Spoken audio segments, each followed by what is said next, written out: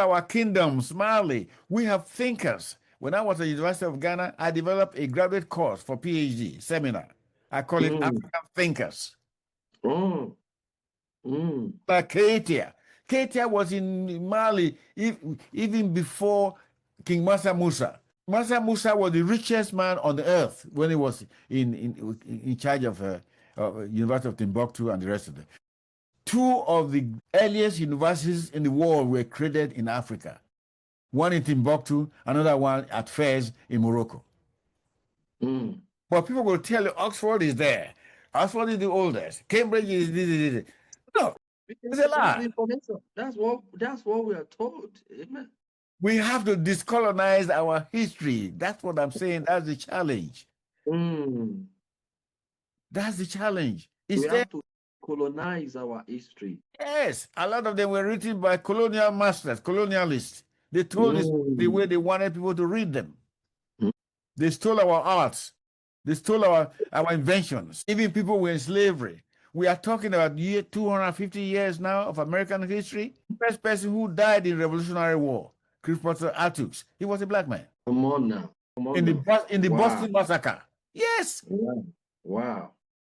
You will find out if you look at very carefully, even Revolutionary War, before 1776, Africans, they were free. They were not slaves. There were more than 30,000 Africans in this land during the Revolutionary War. They were free. In America? In America, yes. 30,000? 30,000 at least who were free. They were not slaves. Now, when the war became tough, George Washington started to recruit even those who were enslaved to come and fight. The British were recruiting Africans to fight on their side, and Africans fought on both sides with the hope that once they become independent, the Africans will not be enslaved anymore. The Native Americans did the same thing. They were here 12,000 years from Asia before the first European landed in America. And people need to believe that this is a nation of white Christians, white male Christians. That's not true.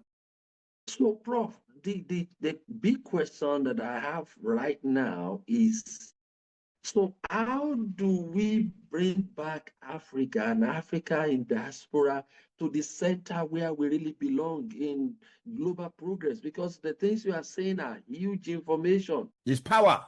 It's power. Europeans know the power of history, and they have used it against us. I went to sleep. Listen, I was at University of Lagos. It wasn't there when I left. But I went there to visit, I think in 2017. I have a daughter adopted there who's a professor.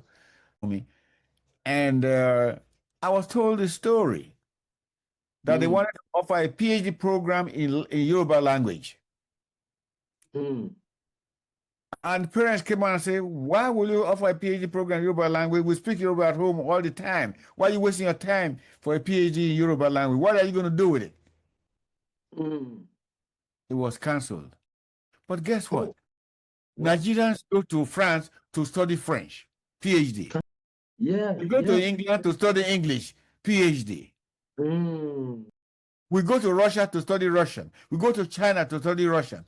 Why can't you study Yoruba, which is an ancient, old language, great civilization with kingdom?